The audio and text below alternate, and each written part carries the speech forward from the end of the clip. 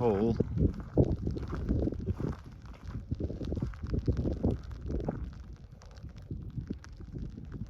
I got that for Christmas one time. Yeah, you can take as many pictures, whatever as you wish. We have the boiler open on this one, so you can see where you almost need an extra light. Is this stable?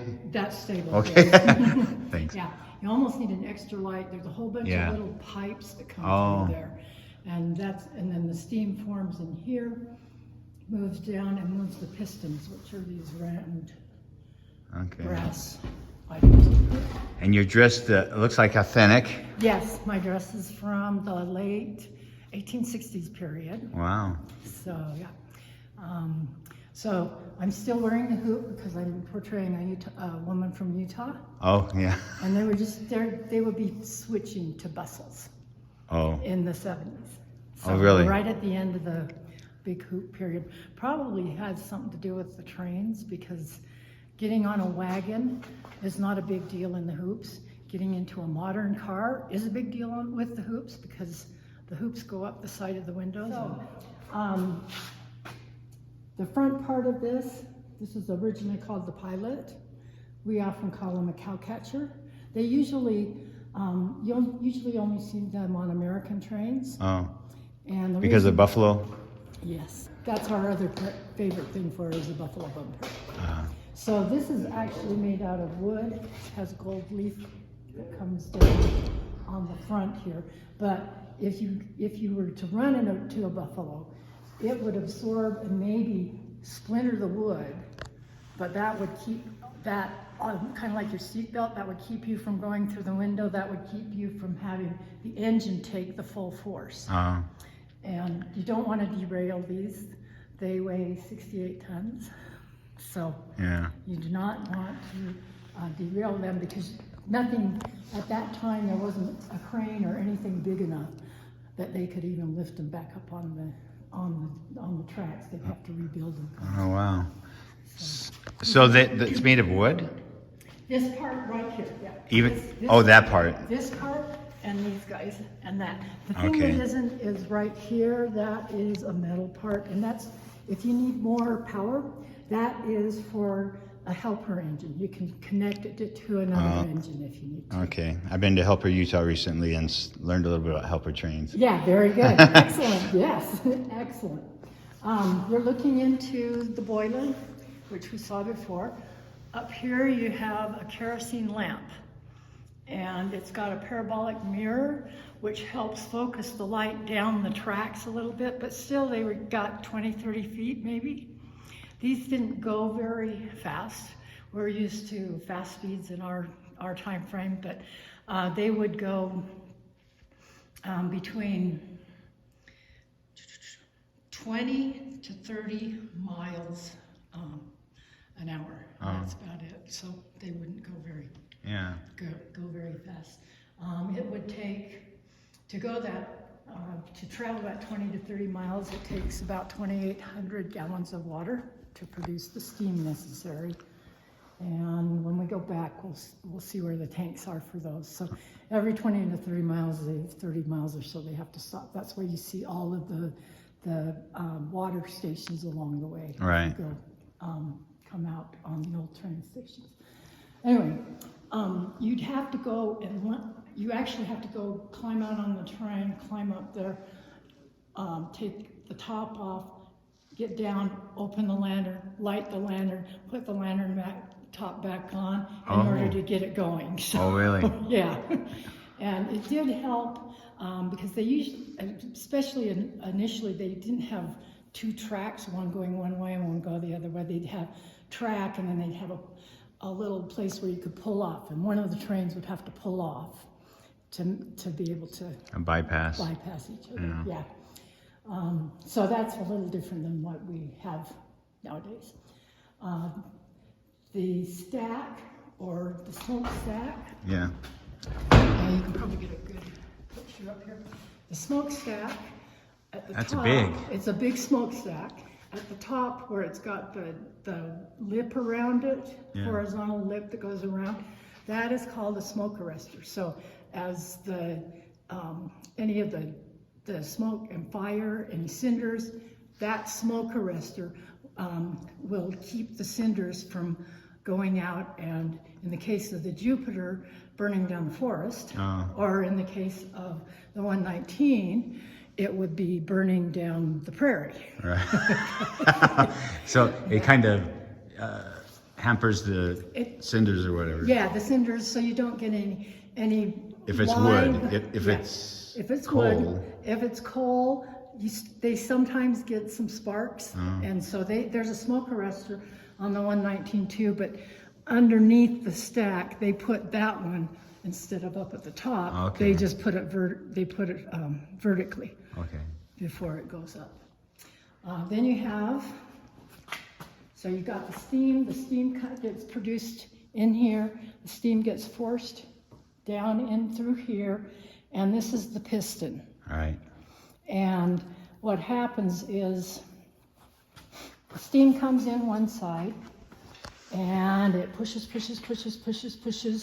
this way, and then there's a place where it stops, and then it starts pushing the other way, but it makes it so that it goes all the way up in one motion. So it would push up in one motion, unlike our cars, which you go up and down all the time. And this is kind of like one motion. And there's one on both sides. There's one on both sides. Yep, there it is. Where then you've got your wheels. Those are your drive wheels, the ones that really have the power in them. You can see the drive shaft. You can see right now this hasn't been cleaned up since the season, so you can see that there's a lot of little greasy spots along here. Especially in here, you can see how greasy the wheel is. So this winter, someone will spend time cleaning this up? Oh yes, that's what they're good. That's part of what they do in the wintertime. They go through, they redo all the brass, they pull everything off and clean it. So they have to. Someone has to get inside the boiler and clean all of the black off of that. What year were these made? Yes, they were made in the 70s, 1975. They were delivered here in 79. Were they made overseas or? No, they were made by the same company that makes the Disney trains. The Disney? Oh, okay. Yeah. But these are true to the actual size. Okay. So how they did that was they had actual daguerreotype and tintype photographs, which of course were black and white. Right. But they could compare the photographs to things in the background and around them, so they knew what size everything really was. Okay. Because they didn't have the original blueprints. Right. And so the colors they got from reading people's journals and newspaper accounts, which it was common for people to talk about colors and patterns on the trains at that time. Huh. Okay, so up here you have the bell, and they would use that when they came to crossings and stuff. And then here where it says 60, that is full of sand. Okay. And the reason that's full of sand is, if in the case of the Jupiter, it's coming from California. Yeah. So it has kind of a lot of grades it has to go up. Okay. Now the grade max is 2%, which isn't very much, but for these trains, it is. Yeah. So if they needed a little more traction, and especially with the snow they had to deal with in the winter, they could release some sand that would come down on the track and then would give them a little bit more traction right on the iron. I never knew that. Yeah, isn't that pretty cool? And they could also get a little bit of traction going up a grade, release a little bit of sand, get on that sand, and it'll help them go up a grade a little bit too. Wow. So, per se, the engine doesn't have a braking system. Right. Besides this that can slow it down. With the sand With and the just sand, yeah. reducing the speed. Yeah, but they never run an engine without the second car, which is called the tender. Okay. Okay, and the tender has brakes on the wheels here. So you want to have both of them connected. They push back, do the friction thing, and will actually cause the train to slow down via the tender. The tender is an important part because on one side where it says Jupiter here, that's a water tank. Okay. And it contains 1,000 gallons of water. There's another one, a twin one, on the other side, another 1,000 gallons of water. And in the little, all the way down here, after they have a firebox right here, and they burn wood. It makes the water really, really hot, and then it gets compressed into a whole bunch of little tubes as it goes down, produces the steam in there, and that's how we get the pistons to run. Wow. Okay, so yeah, so it is. It's amazing how far we've come. Oh yeah, we're totally in different technology now. If steam pressure builds up too much, the little cone up here, it will let off excess steam. If it gets too, If pressure's it gets too high. the pressure's too high. It's like a pressure cooker. Yes, exactly. It's exactly like a pressure cooker. So that's what that's for. The engineer would sit on this side. This is the walking ramp. So if you had to be the guy who got to be lucky enough to do the lantern, you get to walk all the way to the front, climb up and light the lantern. Wow. And then also you'd have the engineer here. On the other side, you'd have the fireman. So in this case, the fireman would be feeding the wood into the firebox, which is usually right here. And is that on the tinder box? That's, or the tinder? wood, all the wood is in the middle, in the tender. And if you get kind of in this, like a steering wheel, it's black, kind of up in the. Oh, yeah. Yeah, okay. Yeah, I see that. Yeah, you can see a steering wheel. That's how they engage the brakes. Okay. They move that, and that puts the pressure on the wheels in the back here. Okay. So that's kind of the How do they get the water? There must be a pipe or something that takes it to the boiler. Yeah, and I really don't know exactly where that is. I'm sorry, but no. yeah, Well, but yeah, that's okay. but there is a way to do that. It's a pretty train. It's a gorgeous train. At this point in time, they were trying to attract customers, and so In 1869. 69, yeah. And because they wanted people to ride the trains all the way across, and so they made them look beautiful. So you want people to go on them, and it was also the style. You're at the end of the Victorian period, and so things were gorgeous like this. That was pretty normal. Yeah. Okay. So, but they wanted these. Yeah, I always pictured him just black. You know, after they got going, they did turn mostly into just black. Yeah. Yeah. Okay. But in this time period, they were still trying to make them look beautiful. Like an event. Okay. So anyway, so the fireman would be in there. He'd go from the back, gather wood, bring it up, and keep the firebox stoked. And you could do that from the inside of the cab. Okay. Okay, so there's two guys in there. All right. All right. Nice. Nice. You want to see the other one? Sure. All right. This one is the 60 or the Jupiter. It came from California. So to get this originally, it was built in Schenectady, New York. To get it originally from Schenectady to California before we had the rails put together, you had to go all the way down the tip of South America. They took it apart, boxed it up, down, shipped it down up to San Francisco, put it on a barge up to Sacramento where the rails actually started. So, And rebuilt what was the name of the town in New York? Schenectady. Schenectady. So they put it on a ship. They could take took it around the Cape They Horn? took it around, and all the way up Oh my to goodness. San Francisco. Yes. That is and funny. not just any train or anything that they needed that was metal. They had to do that. So all of the iron rails, all of the spikes had to also go that route because there wasn't any manufacturing out yet in California. So for them to build the rail from From the the Pacific, they had to ship They them had from to ship it. from the east, They had to ship, they had to ship these parts. Now, the trees and the rail and the spikes. the rail and the spikes, yeah. Wow. Any tools that they'd need, they'd all have to come from the east. Wow. So they, and after they put the train rails together, then it didn't matter. You could get stuff all the way across the country. So you could burn coal or you could burn wood. It doesn't matter. You just have to burn something that boils water. Right. So they could switch afterwards. They just didn't want to have to ship all the coal from the That's amazing. East Coast to get to the West initially. Oh wow. Okay. That's amazing. All right. Yeah, we have 119.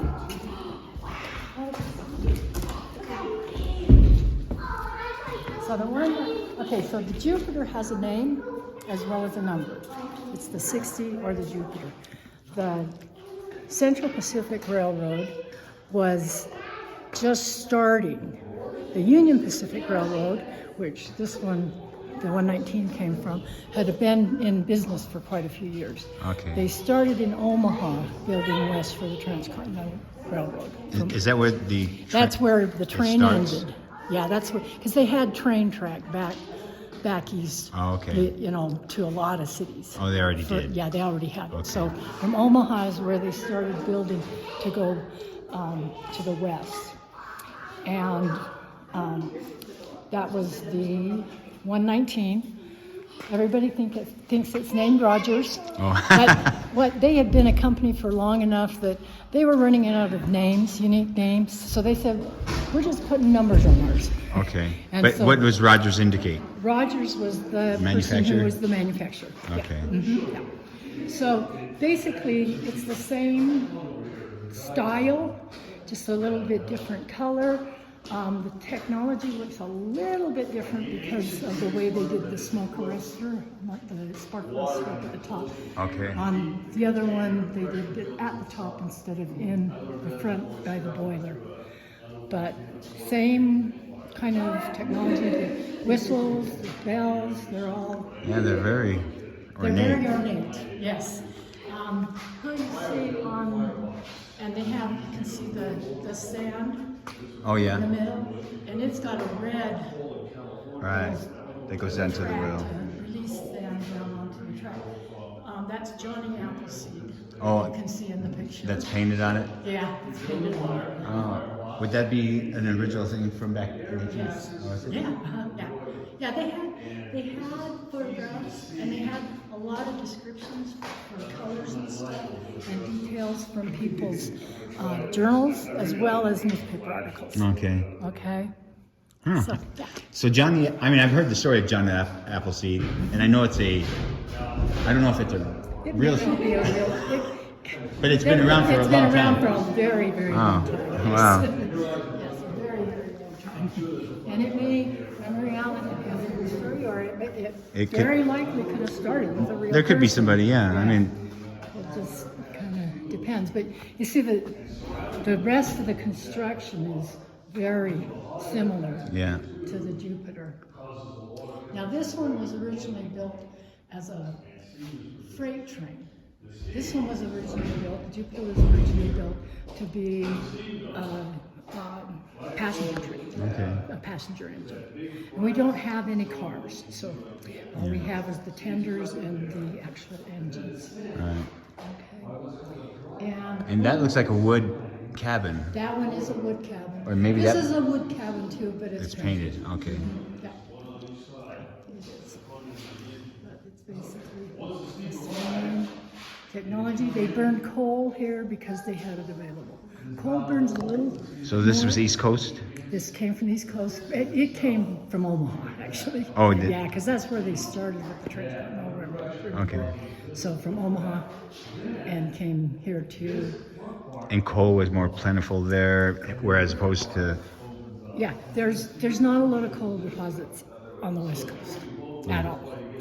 There's coal back east in West Virginia Pennsylvania, and they had track that they could just send the coal along as they went because they were coming from the east, and so they could just send the coal across on the rail Okay. line, and they would just send the rails along with them as they went because that's where they manufactured them, was back on the East Coast. Yeah. Makes sense, huh? It does. Wow. Yeah. Well, you know a lot about this. Yeah, I've been doing this for quite a while. The first time I came here was probably 1992, and I came with a Civil War reenactment group. Oh, you did? Yeah, and I always do women. I don't do the men, but the guys came. But there was actually a group of soldiers here in 1969 for the ceremony. In 1969? In 1869. Oh, yeah. 1869. 1869. Yeah. Yeah, I So- saw that in the photos. Yeah, yeah. So that's why we would come up, and then I would come up occasionally, and then I've been doing volunteering for a couple of years now. Okay. Yeah, and this is really. So you're doing volunteer? Yeah, I'm a volunteer. Okay. Yeah, Val started as a volunteer. He also has a similar genesis with the Civil War group, and I'm very much into historic clothing and costumes. So Okay. I make this stuff. So Oh, you make it? yeah, Yeah. I sew. So.